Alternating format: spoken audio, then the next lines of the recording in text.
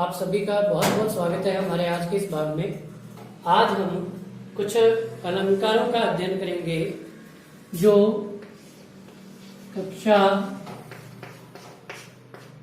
9, 10, 11 व 12 सभी कक्षाओं के लिए अत्यंत महत्वपूर्ण है। देखिए अनुप्रास अलंकार। देखिए अनुप्रास अलंकार क्या होता है। अनुप्रास जो शब्द है वह अनु धन प्र धन आस के योग से बना है, जिसमें अनु शब्द का अर्थ है बार बार, प्र का अर्थ है अधिकता यानी एक से अधिक बार, और आस का अर्थ है समीप अथवा बैठना। अर्थात जब किसी काव्य पंक्ति में एक ही व्यंजन वर्ण की एक से अधिक बार आवृत्ति हो जाए अथवा एक ही व्यंजन वर्ण एक से अधिक बार प्रयुक्त हो तो वहां अनुप्रास अलंकार होता है। देखिए कुछ उदाहरणों के माध्यम से इसे समझते हैं। जैसे भगवान भक्तों की भयंकर बुरी बीती बगाइए, चारू चंद्र की चंचल किरणें खेल रही हैं जल थल में, विरति विमल विवेक विज्ञाना, मोही मोही मेरा मन मोहनमय हवै देव। देखिए यहाँ पर भ वर्ण की आवृत्ति हुई है और भ वर्ण आपका एक से अधिक बार प्रयुक्त हुआ है, तो अधिक बार प्रयुक्त होने के कारण यह आपका अनुप्रास अलंकार है। इसी प्रकार यहाँ च वर्ण की आवृत्ति हुई है अथवा देखिए ल वर्ण की आवृत्ति भी है, इसलिए आपका यहाँ अनुप्रास अलंकार है। इसमें देखिए व वर्ण की आवृत्ति है, इसलिए यहाँ आपका अनुप्रास अलंकार है।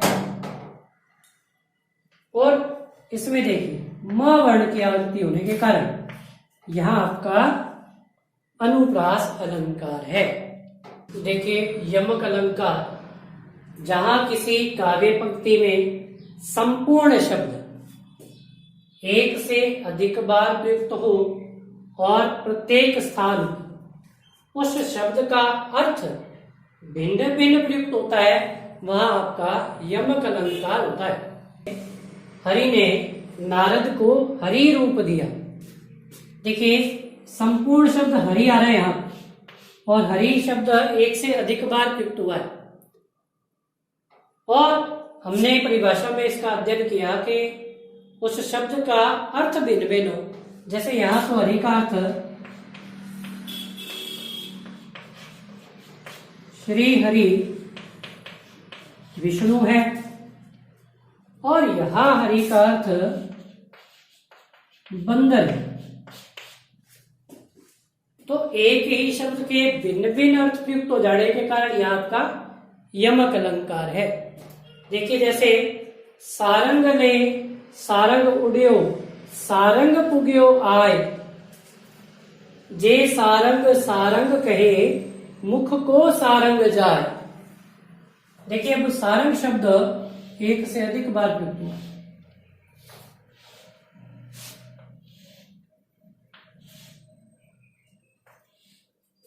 और इस सारंग शब्द के अर्थ भिन्न भिन्न होने के कारण यह यमक अलंकार। जैसे इस सारंग का अर्थ है मोर, इस सारंग का अर्थ है सर्प, इस सारंग का अर्थ है काले मेघ,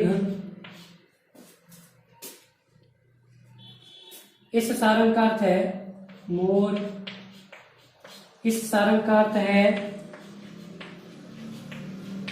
मधुर पूक, और इस सारंग का अर्थ है सर्प। देखिए कवि क्या कहते हैं कि एक बार मोर अपने मुख में सर्प को लेकर उड़ा, और वह जैसे ही उड़ा नभ पर काले मेघ छा गए। अब काले मेघ छा जाने पर मोर के सामने यह समस्या उत्पन्न हो गई कि यदि वह अपनी मधुर कूक उत्पन्न करता है तो उसके मुख में पकड़ा गया सर्प छूट जाता है। अब देखिए सारंग शब्द के अलग अलग अर्थ प्रयुक्त हुए, इसलिए आपका यमक अलंकार। देखिए श्लेष अलंकार कि श्लेष शब्द का शाब्दिक अर्थ है चिपकना। जहां काव्य पंक्तियों में एक ही शब्द के एक से अधिक अर्थ प्रयुक्त हो वहां श्लेष अलंकार होता है। देखिए यह सुवर्ण शब्द श्रेष्ठ शब्द है, क्योंकि इसका अर्थ यहाँ कवि के लिए, व्यभिचारी के लिए और चोर के लिए अलग अलग प्रयुक्त हो रहा है। जैसे कवि के लिए इसका अर्थ सुंदर वर्ण अथवा शब्दों से है। व्याभिचारी के लिए इसका अर्थ नारी सौंदर्य से है, और चोर के लिए इसका अर्थ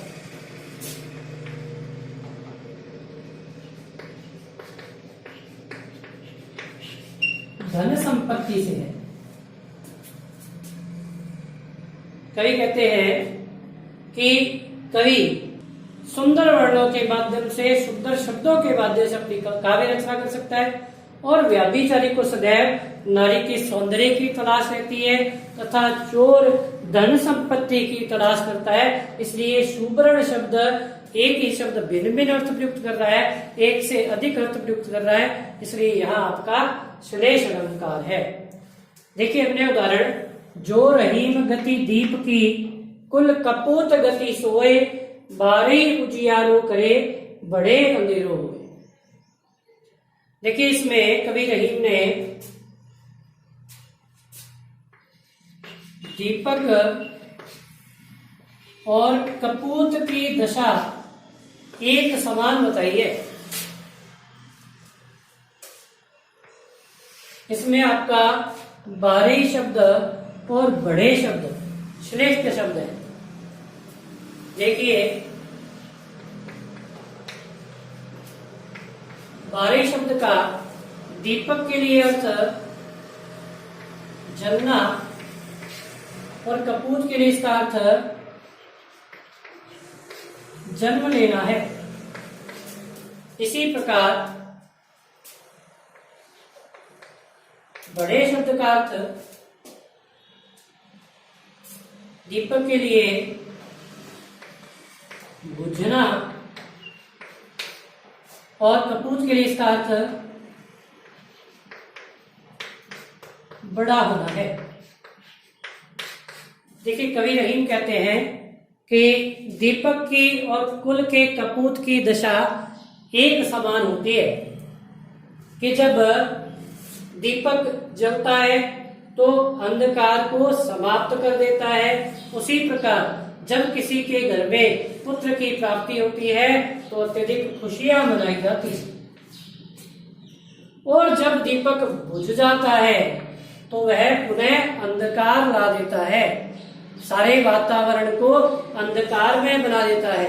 इसी प्रकार कुल का कपूत जब बड़ा होता है तो अपने अनुचित आचरणों से संपूर्ण कुल को कलंकित कर देता है। इसलिए इसके भिन्न भिन्न अर्थ प्रयुक्त होने के कारण यहाँ आपका श्लेष अलंकार प्रयुक्त हुआ है। देखिए अन्य उदाहरण, नवजीवन दो घनश्याम हमें। देखिए नवजीवन अर्थात नया जीवन, घनश्याम अर्थात कृष्ण।